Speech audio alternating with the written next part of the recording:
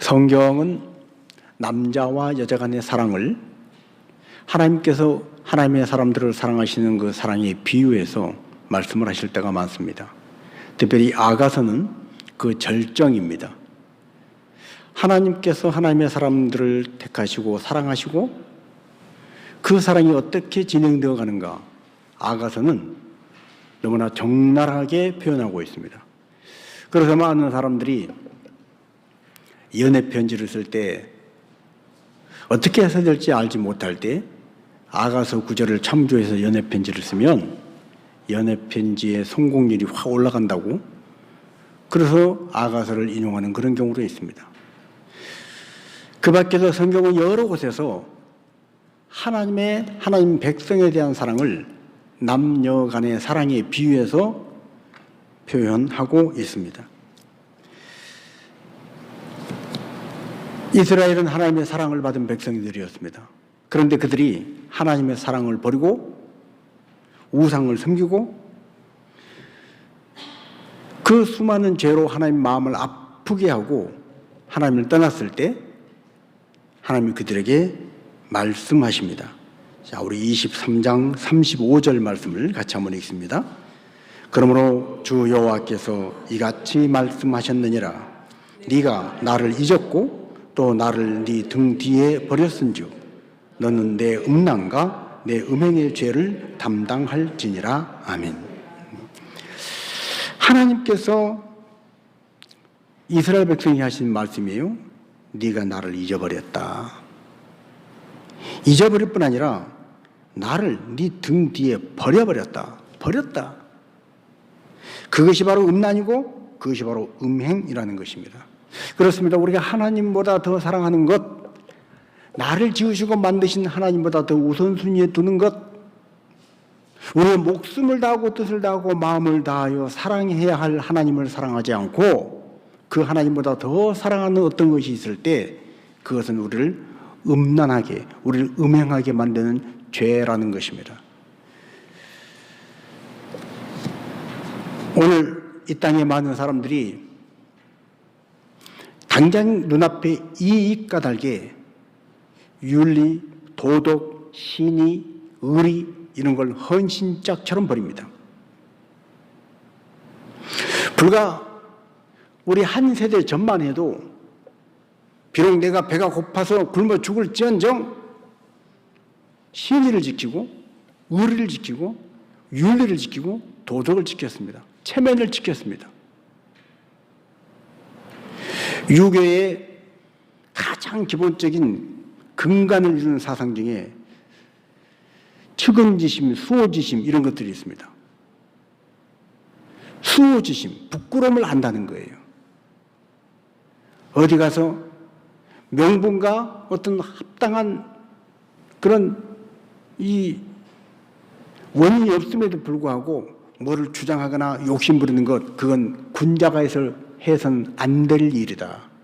부끄러움을 느끼고 수치스럽게 여겼습니다. 그러나 오늘날은 사람들은 더 이상 부끄러움과 수치를 느끼지 않습니다.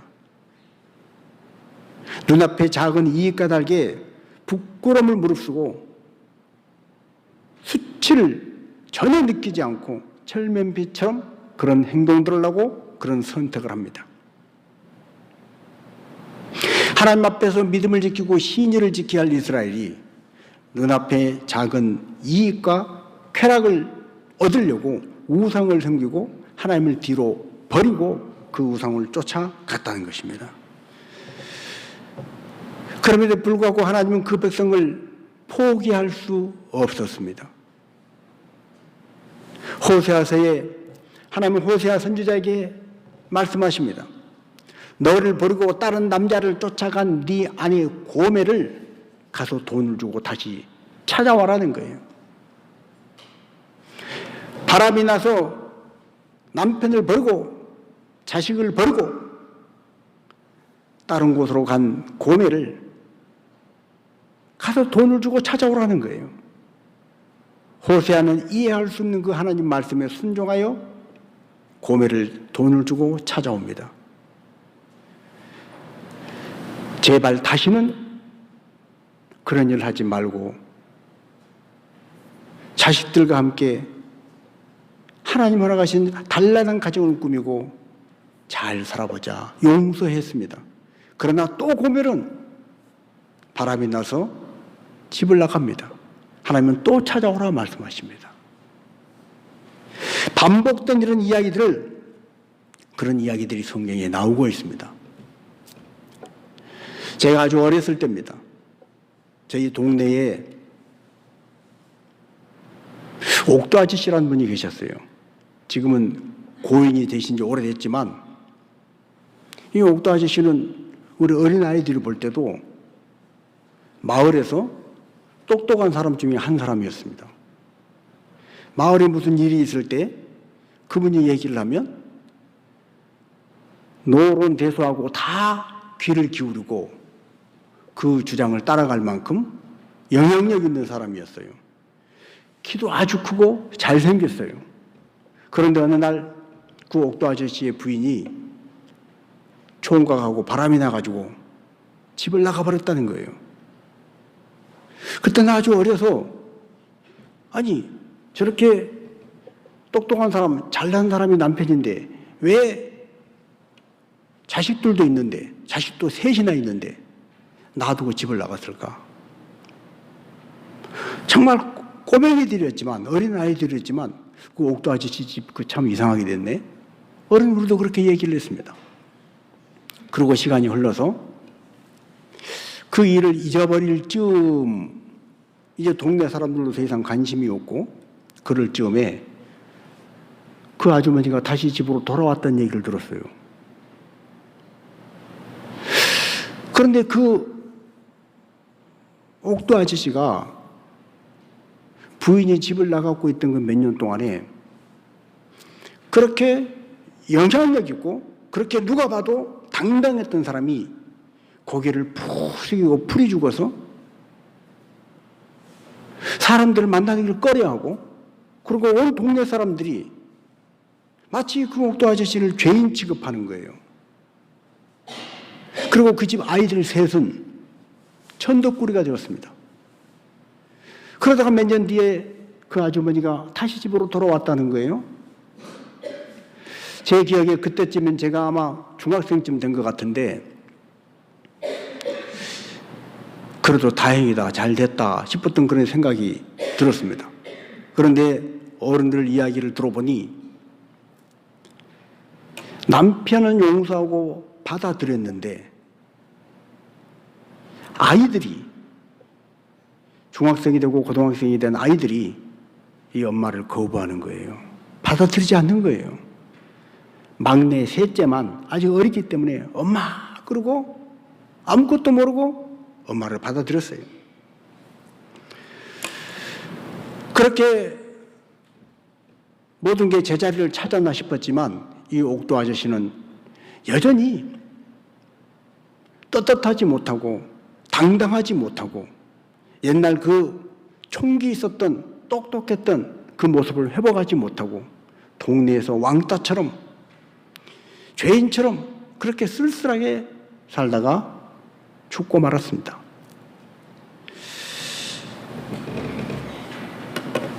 하나님은 이스라엘 백성이 하나님의 선택받은 백성으로 하나님 제1주의로 믿음으로 살아서 하나님의 이름에 영광을 올려드려야 할 이스라엘이 우상을 섬기고 하나님보다 우상이 더 힘세다고 여기고 우상을 쫓아감으로 하나님의 이름을 더럽힐 때 어쩌면 그 옥도 아저씨의 그 모습처럼 우리 하나님은 그렇게 마음 아파하시는 것입니다. 하나님의 영광이 가려지는 거예요. 그러나 사람은 그렇게 풀이 죽고 기가 죽어서 그렇게 쓸쓸한 모습으로 살다가 인생이 끝날지 모르지만 우리 하나님은, 생애의 근원 되신 하나님은 하나님의 영광을 다른 어떤 피조물에게도 뺏기지 않으신 그 하나님은 기어코 하나님을 떠난 이스라엘을 회복시키시고 하나님의 사랑을 배반한 그들을 다시 회복시켜서 하나님을 사랑을 받은 자답게 하나님 앞에 사랑의 고백을 하고 하나님 또한 그들을 이전보다 더 사랑하는 자로 회복시키시는 하나님이신 줄로 믿습니다. 그 하나님께서 말씀하십니다. 23장 30절 31절입니다. 네가 이같이 당할 것은 네가 음란하게 이방을 따르고 그 우상들로 더럽혔기 때문이로다. 네가 네 형의 길로 행하였은즉 내가 그의 잔을 네 손에 주리라. 음란하게 이방을 따르고 우상을 섬기는 그 모든 것들에 하나님은 죄 없다 하지 아니시고 그 죄값을 톡톡히 치르게 하신다는 거예요. 우선 당장은 우상을 따라가면 재밌습니다. 뭔가 막 현란한 것 같습니다. 하나님 외의 우상을 따라가면 더 이득이 되고 눈앞에 당장은 도움이 되는 것 같습니다. 그러나 반드시 하나님은 하나님의 영광을 그 어느 누구에도 빼앗기지 않으신 하나님은 그 죄값을 치르게 하시는 거예요. 그런데 특별히 여기에 네가 네 형의 길로 행하였은즉 이라는 단어가 나옵니다. 이미 에스겔서를 쭉 다 읽어보신 분들은 아시겠지만 두 자매가 있는데 두 자매가 우상을 섬겼다. 네 형이라고 하는 것은 북왕국 이스라엘의 사마리아 수도를 둔 북왕국 이스라엘의 이야기고, 남왕국 유다는 예루살렘을 수도로 한 남왕국 유다는 북이스라엘이 그렇게 우상을 섬기고 그러다가 아수르에게 짓밟혀서 코가 끼어서 끌려가는 그 모습을 보고도, 사마리아가 완전히 초토화되어 버린 것을 보고도 선지자들이 너희들도 우상을 섬기고 하나님을 떠나면 저렇게 될 수 있다 경고를 받았음에도 불구하고 그들은 끝내 선지자들의 말을 무시하고 우선 당장 우상을 섬기는 것이 재미있고 우선 당장 하나님을 떠나서 이방의 문화를 따라가는 것이 자기에게 당장 돈도 더 많이 벌리고 당장 배가 부르고 당장 이득이 되기 까닭에 그런 선지자들의 말을 듣지 않고 결국 북왕국처럼 똑같은 길로 갔다는 거예요. 자, 오늘 우리가 23절 4절 다시 한번 읽어봅니다. 그 이름이 형은 오홀라요 아우는 오홀리바라. 그들이 내게 속하여 자녀를 낳았나니 그 이름으로 말하면 오홀라는 사마리아요 오홀리바는 예루살렘이니라. 오홀라와 오홀리바로 칭한 바는 사마리아와 예루살렘, 북왕국과 남왕국이 똑같이 같은 죄를 범했다는 것입니다. 이것은 오늘 우리 인생에 교훈을 줍니다. 우리는 어떤 사람이 뉴스에 나오면 아이고 저저 하고 쯧쯧거립니다. 뉴스에 나오는 어떤 사람의 이야기뿐 아니라 우리 당장 우리 가까이 있는 어떤 사람의 모습을 보고 우리는 마음에 들지 않는 나와 다른 어떤 것을 비난하고 손가락질하고 비판할 때가 있습니다. 성경은 뭐라고 말씀합니까? 마태복음 7장 1절은 비판하지 말라. 너희가 비판하는 그 비판으로 너희의 헤아리는 그 헤아림으로 너희가 헤아림을 받을 것이니라. 형제의 눈 속에 있는 티끌 뽑아주겠다고 나서지 말아라. 네 눈 속에 있는 들보부터 제거해라. 사람은 너나 할 것 없이 모두가 죄인이라는 거예요. 그걸 로마서 3장 23절에 뭐라고 말씀합니까? 모든 사람이 죄를 범하였음에 하나님의 영광에 이르지 못하더니. 모든 사람이 죄를 범했어요. 너나 할 것 없이 다 죄인이에요. 북왕국이 그렇게 망해가는 것을 보고도 남왕국 유다가 끝까지 하나님의 말씀에 귀 기울이지 않고 그들 또한 똑같이 심판받는 자리에 처하고 말았더라는 거예요. 우리는 너나 할 것 없이 고멜과 같은 자입니다. 하나님을 날마다 더 사랑하고 하나님을 최고로 사랑해야 함에도 불구하고 우리는 직장에서 학교에서 이웃과의 삶 관계 속에서 작은 것과 다르게 하나님 말씀을 뒤로 하고 내 경험치, 나의 주장, 나의 이득을 먼저 내세울 때가 있습니다. 하나님의 세우신 교회의 이익보다는 내 개인의 이득을 더 앞으로 내세울 때가 있습니다. 그래서 우리는 모두가 고멜과 같이 음란한 자, 북왕국 오홀라뿐 아니라 남왕국 오홀리야처럼 우리 모두가 다 비난받아 마땅한 자라는 것입니다. 자, 그런 자들에게 하나님 말씀하십니다. 24장 13절입니다. 너의 더러운 것들 중에 음란이 그 하나이니라. 내가 너를 깨끗하게 하나 내가 깨끗해지지 아니하니 내가 네게 향한 분노를 풀기 전에는 네 더러움이 다시 깨끗해지지 아니하리라. 아멘. 음란, 음행, 하나님은 그것을 깨끗이 하시려고 우리에게 수없이 선지자들을 보내시고 말씀하셨지만 깨끗해지지 않고 있다. 고집을 부린다는 거예요. 하나님 말씀하십니다. 내가 네게 향한 분노를 풀기 전에는 네 더러움이 다시 깨끗해지지 아니하리라. 죄는 반드시 상응한 대가가 따릅니다. 죄값은 반드시 치르게 되어 있습니다. 이 세상에서 들키지 않은 죄도 언젠가는 반드시 죄값을 치르게 되어 있습니다. 경찰에 검찰에 들키지 않았다 하더라도 죄를 지은 사람은 그 양심이 속에서 고소함으로 그 안에서 그 사람 몸속에서 질병으로 나타나든 간에 아니면 환경의 어떤 이 일탈로 그 사람의 삶이 망가지든 간에 어떤 식으로든지 보응이 있고 적어도 이 땅에 사는 동안에 우리가 보기에 아무런 보응이 없는 것 같아도 결국은 하나님의 심판대 앞에 서게 되는 것입니다. 하나님의 진노가 하나님의 분노가 풀어지기 전에는 그 더러움이 그 죄가 없어지지 아니한다는 거예요. 그래서 하나님이 어떻게 하십니까? 하나님이 우리를 구원하시기 위해서 죽어 마땅한 우리를 구원하시기 위해서 하나님이 그 죄를 없이 하시기 위해서 죄에 대해서 진노를 하십니다. 바로 독생자 예수 그리스도를 십자가에 못 박아 죽게 하시고 우리의 모든 죄를 이 예수님께 전가시켜서 우리의 모든 죄, 들통난 죄, 아직 들통나지 않은 죄, 큰 죄, 작은 죄, 모든 죄를 우리가 기억하고 있는 죄, 기억도 못한 모든 죄를 예수님에게 다 덮어 씌워서 그 예수님이 십자가에 못 박히신 예수님이 마치 내가 지은 모든 죄를 예수님이 지으신 것처럼 분노를 그게 쏟아부으신 거예요. 진노하신 거예요. 그래서 십자가에서 예수님 뭐라고 말씀하셨습니까?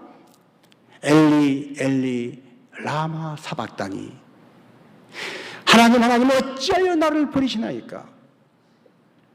독생자이신데 요한복음 1장의 고백과 같이 태초부터 계셨던 말씀이신 하나님이신 예수님이 육신이 되어서 이 땅 가운데 오신 그 거룩한 죄도 없고 흠도 없는 그 말씀이신 예수님이 어찌하여 이 고통을, 이 죄로 인한 하나님의 진노를 받아야 하냐는 거예요.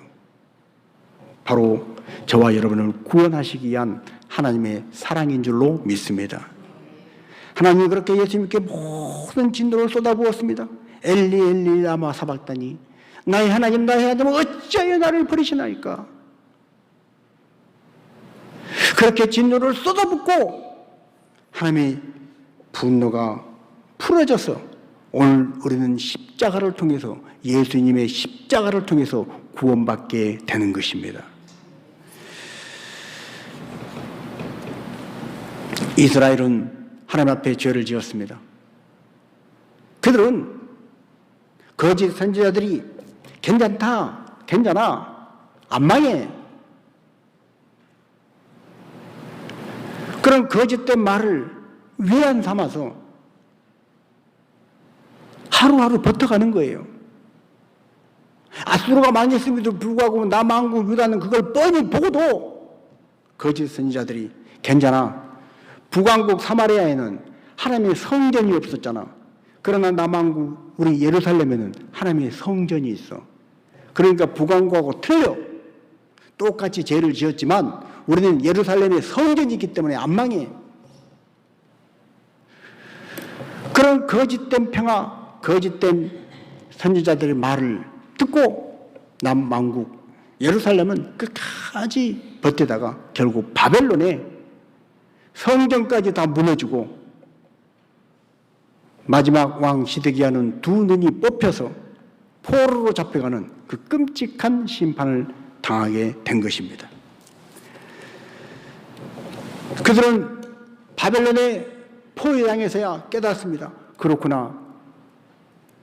우리가 잘못된 거짓 평화에 속았구나. 지금 우리가 남과 북이 대치하고 있는데 북한이 핵을 가지고 있고 아무리 남쪽에 대해서 뭐라 그래도 미국도 있고 우리나라 최첨단 국방력을 가지고 얼마든지 할 수 있어. 그런 말도 있습니다만은 그러나 여러분 전쟁이라고 하는 것은 전면전이 아니라 국지전만 일어나도 인간에게 삶 전체가 뿌리째 뽑히는 쑥대밭이 됩니다. 그런데 하물며 현대전은 말할 것도 없습니다. 우리는 그래서 더욱더 경각심을 가지고 깨어있어야 할 줄로 믿습니다. 아무 일 없다, 괜찮다가 아니라 정말 우리나라는 북왕국 이스라엘과 남왕국 유다와 같은 그런 지정학적인 이런 환경 속에서 우리 민족은 특별히 하나님 앞에 영적인 이스라엘이라고 하는 그런 사명감을 가지고 하나님 앞에 깨어서 믿음으로 이 시대를 볼 수 있어야 할 줄로 믿습니다. 북왕국이 그렇게 망했어요. 그런데 남왕국은 그걸 보고도 괜찮다는 거짓 평화에 속아서 결국 바벨론이 쳐들어왔을 때야, 그때서야 하나님 잘못했습니다. 우리 좀 살려주세요. 그때 하나님 말씀하십니다. 그래, 살려주마. 하나님 뭐라고 말씀하셨다고 그랬죠? 그래, 바벨론 무섭지? 이것들을 내가 물리쳐 줄게. 바벨론 물러가게 해줄게. 하지 않았습니다. 하나님은 그들에게 살기를 원하걸랑 바벨론에게 항복하라는 거예요. 아수르보다 더 지독한, 아수르보다 더 강력한 바벨론이 쳐들어왔는데 바벨론에게 끌려가서 포로로 되면 그 끔찍한 고통을 어떻게 견디라고 하나님은 그렇게 하라는 거예요. 항복하라는 거예요. 오늘 수많은 인생이 이 땅에 살아가면서 물질 만능주의로, 세속주의로 하나님을 향하는 그 절대신앙은 없어져 버리고 포스트 모던 시대에 이것도 진리 저것도 진리, 특별히 현대인들은 너무나 많은 지식들이, 너무나 많은 정보들이 도처에 깔려 있어서 모두가 다 똑똑한 것 같습니다. 모든 사람들이 다 똑똑해요. 인터넷에 떠다니는 지식들 가지고 음식이면 음식, 모든 분야에 대해서 모르는 게 없습니다. 심지어 저도 제 아내 앞에서 음식하는 거에 대해서 아는 체를 할 수가 있어요. 어떻게? 인터넷 서핑해서 아는 걸 보고 그거 조금 더 이렇게 많이 하는 거 아닌가 하다가 이제 조심스럽게 얘기하지만 여러분, 전문가 비전문가 영역이 없는 것 같아요. 병원에 갈 때도 웬만한 진단은 다 내리고 갑니다. 다른 사람 얘기가 아니라 제 얘기예요. 제가 그렇다는 얘기예요. 저도 병원에 갈 때 이건 뭔가 좀 이렇게 수치가 올라간 것 같아. 나름대로 다 생각을 하고 가요. 그리고 검사를 하고 의사가 얘기를 하면 제가 먼저 얘기할 때가 있어요. 이래서 그런 거 아니요? 그럼 의사가 기분 나빠요. 그때서야 내가 이러면 안 되는데 참아야지. 그럼 아무것도 모르는 척 그렇군요. 듣다 보면 정말로 상당 부분은 내가 예측했던 대로 그대로 검사해 보면 그게 맞을 때가 있어요. 그때 그 음식을 내가 잘못 조절했구나. 생활 습관이 잘못됐구나. 예측한 대로 맞을 때가 있어요. 이렇게 현대인들은 지식과 정보가 너무나 많이 퍼져 있기 때문에 하나님만을 절대 진리로 알고 섬기는 이전 시대의 순수한 신앙을 잃어버렸습니다. 교회를 다니는 사람들도, 교인들도 이전처럼 하나님 말씀이라고 무조건 아멘이 아니라 교회에서 선포되는 말씀을 뉴스에 보니까, 오늘 책에 보니까 약간 다르던데 비교하고 분석하고 따집니다. 여기에 어떻게 절대적인 신앙이 있을 수 있습니까? 여기에 어떻게 순수한 신앙이 있을 수가 있다는 거예요. 신앙은 변질되고 믿음은 오염됐습니다. 그 믿음을 가지고 하나님 앞에 예를 들어서 죽어병이 걸렸거나 도저히 헤어나올 수 없는 절망적인 상황에 마지막은 인간은 반드시 하나님을 찾게 되어 있습니다. 하나님 제가 잘못했어요. 살려주세요. 그때 하나님 말씀하시는 거예요. 네 그거 다 내려놔라. 내려놓고 십자가만 붙잡아라. 십자가밖에 없다. 이스라엘이 바벨론에 항복해라 그럴 때 바벨론에 항복하라고요? 아니 바벨론이 지금 와서 우리를 다 죽이는 걸 뻔히 보시면서 그 바벨론에게 항복하는 것이 살 길이라고요? 이거 말이 안 되잖아요. 하는 것처럼 그 많은 지식과 정보를 내가 다 알고 있는데 그걸 다 모르는 척 경험, 지식 다 아무것도 모르는 것처럼 다 내려놓고 단순 무식하게 그냥 십자가만 붙잡으라고요? 십자가만 믿으라고요? 사람들은 따라가지 않습니다. 그렇게 남한국 유다는 결국 바벨론에 끝까지 항거하다가 바벨론의 포로로 잡혀가서 비참한 고통을 당하게 되는 것입니다. 그리고 죄값을 다 치릅니다. 70년 세월이 차고 나서야 그들은 돌아오게 되었다는 거예요. 자, 오늘 우리는 이 세상이 주는 쾌락이나 명예나 이 세상에 눈앞에 있는 작은 이익과 달게 하나님의 하나님 되심의 주권을 침범할 때가 많습니다. 하나님은 그 모습을 보시고 이스라엘 백성에게 하셨던 말씀처럼 오늘 우리에게도 말씀하시는 거예요. 자, 33장 31절 말씀 같이 한번 보십니다. 백성이 모이는 것 같이 네게 나오며 내 백성처럼 네 앞에 앉아서 네 말을 들으나 그대로 행하지 아니하니 이는 그 입으로는 사랑을 나타내어도 마음으로는 이익을 따름이라. 아멘. 하나님 말씀을 듣긴 들어요. 그러나 뭘로 들어요? 귀로만 듣는 거예요. 소리로만 듣는 거예요. 마음으로 듣지 않아요. 소리로만 듣고 내 생각 속에 삶 속에 배어드는 말씀이 되게 하는데 그렇게 듣지 않는다는 거예요. 그러면서 입으로는 사랑을 나타내지만 마음으로는 자기 이익을 따른다는 거예요. 하나님의 말씀을 들으면서 하나님의 말씀을 들어서 그 말씀이 소리가 아니고 정보가 아니고 지식이 아니고 정말로 내 마음에 스며드는 생명이고 진리고 능력이라면 그 말씀이 내 안에 녹아들어야죠.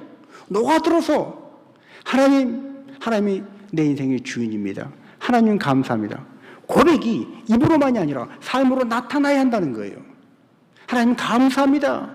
입으로만 감사가 아니라 내 삶 가운데 나타나야 한다는 거예요. 그러나 이 백성이 그렇게 하지 않았다는 거예요. 왜 그래요? 마음으로는 이익을 따름이라. 마음으로는 계산하고 있는 거예요. 무엇이 이익인가? 무엇이 나에게도 유익이 될까? 그러나 사랑은 계산하는 것이 아닙니다. 사랑은 따지는 것이 아닙니다. 입으로 사랑을 말한다면 정말로 마음으로도 사랑을 고백하고 나가야 하는 것입니다. 우리는 하나님께서 우리의 생명을 지으신 분이시고 우리의 삶의 주관자가 되시고 하늘과 땅을 만드신 조물주라는 사실을 믿습니다. 여러분 믿으시지요? 그 하나님께서 나의 모든 걸 머리끝에서 발끝까지 만드신 하나님, 내 생명도 주인 되신 분은 하나님이시라는 걸 믿는 그 믿음이 우리의 삶 속에서 말씀으로 녹아나야 한다는 거예요. 자, 지난주 말씀드린 것처럼 어느 목사님이 눈물샘 수술을 했다고 그랬잖아요. 굉장히 불편하고 뻐근했는데 며칠 전에 다시 만나서 물어보니까 이제는 눈물이 안 난다는 거예요. 눈물샘을 심어서. 그래서 겉에서 손수건으로 눈물 닦던 건 하지 않지만 여전히 뭔가 뻐근하고 불편한 것이 아직 남아있다는 거예요. 여러분, 인간의 의술이 얼마나 발달했는지 세상에 그 눈으로 보이지도 않는 그 작은 눈물샘을 이 입속으로 코 속으로 해가지고 그 작은 걸 이렇게 관을 심어서 눈물이 다시 흐르게 하도록 이렇게 뛰어난 기술이 있음에도 불구하고 무엇보다 못하는 거예요? 하나님이 처음에 주셨던 원래의 눈물샘보다 못하다는 거예요. 그래서 지금도 뛰어난 그렇게 AI 인공지능 이 하이테크 시대에 살고 있지만 사람들은 여전히 간이 나빠지면 새로 간을 만들어서 집어넣을 수 없기 때문에 다른 사람의 간, 즉 하나님이 만들어주신 그 간을 이식시켜야 하는 거예요. 눈도 그래요. 콩팥도 그래요. 심장도 그래요. 하나님 만드신 것이 완벽한 것이에요. 하나님 만드신 것보다 좋은 것이 없어요. 우리 몸도 그러한데 우리 인생 전반은 말에 무엇 하겠습니까? 그럼에도 불구하고 사람들은 여전히 뭘 좋다고 그런 거예요? 세상을 좋다고 그런 거예요. 세상이 반짝반짝 빛나는 쾌락, 그 불빛, 그걸 좋다고 그러는 거예요. 불나방처럼 그 불 속으로 뛰어드는 거예요. 죽을 줄 모르고 뛰어드는 거예요. 우리는 기억해야 합니다. 세상이 아무리 좋아도 하나님이 주신 것과는 비교할 수 없다는 것입니다. 세상의 평강, 세상의 즐거움, 세상의 기쁨이 하나님이 주신 평강과 하나님이 주신 기쁨과 비교할 수 없어요.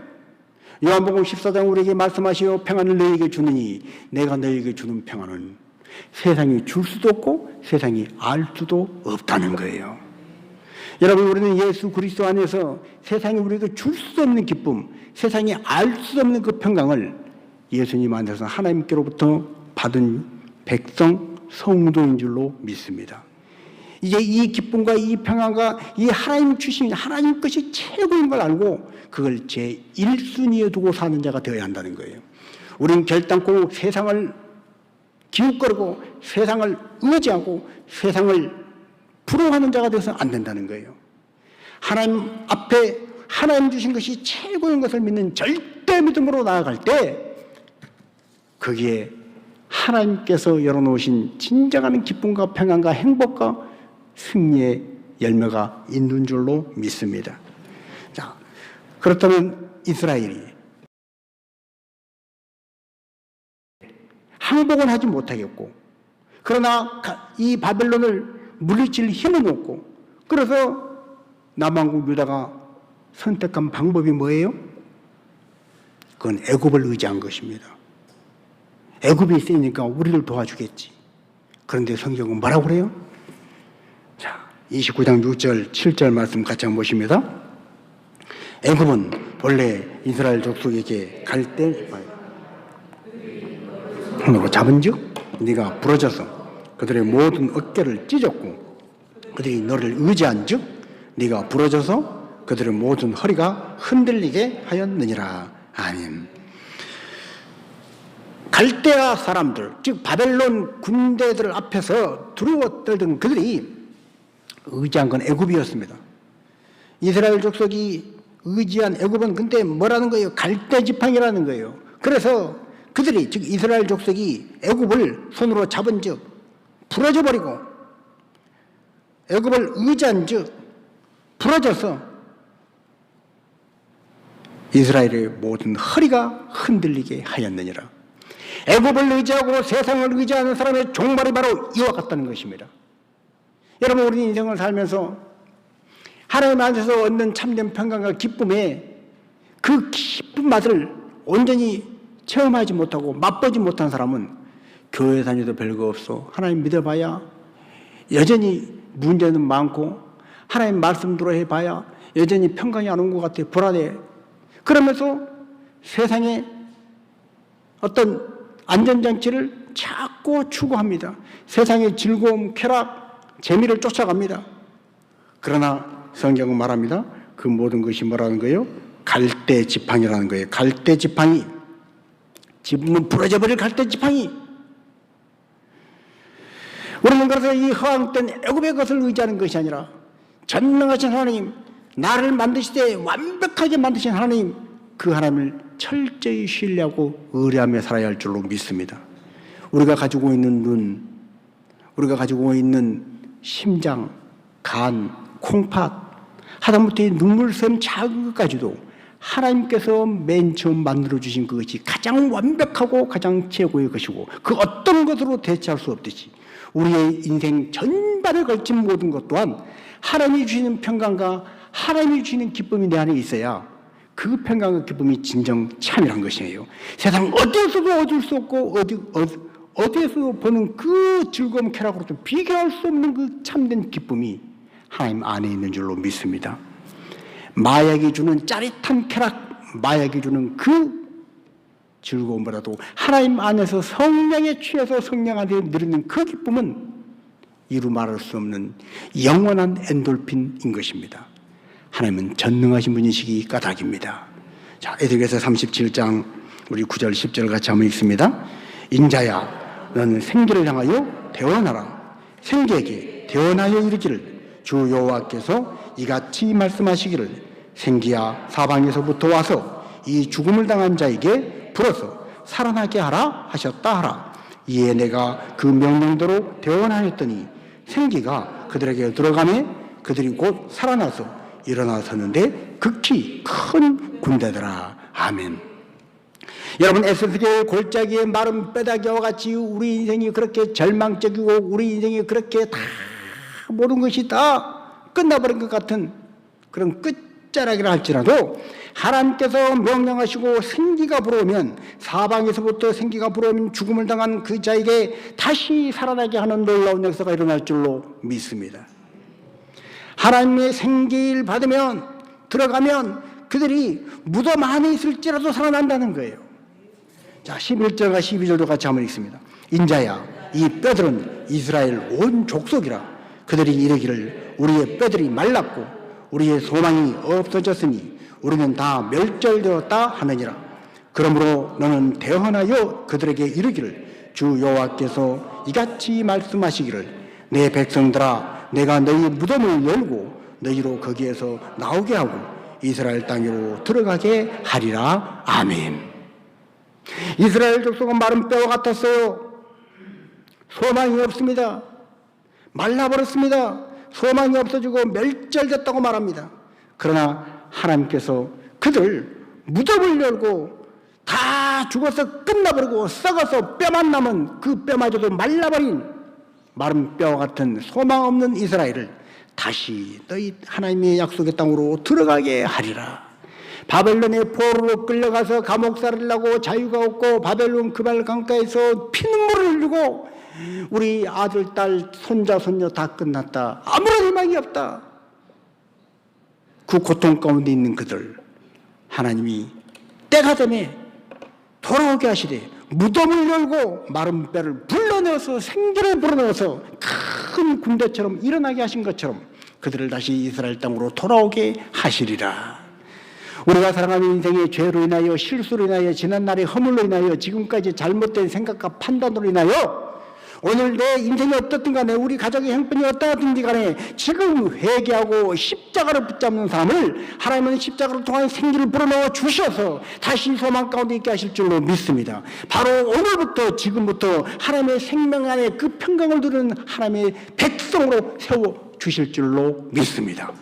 이 행복을 갖고 살아가도록 하나님을 믿되 애굽을 믿지 말고, 갈대 지팡이 애굽을 의지하지 말고 전능하신 하나님, 마른 뼈도 살아나게 하시는 그 전능하신 살아계신 하나님을 전폭적으로 신뢰하고 하나님만을 붙잡고 십자가만을 붙잡고 나는 믿노라, 하나님을 믿노라, 그 믿음으로 승리하는 우리 모든 성도들, 개인의 삶과 가정과 직장과 삶의 모든 인생의 발걸음들 되시기를 주님의 이름으로 축복합니다.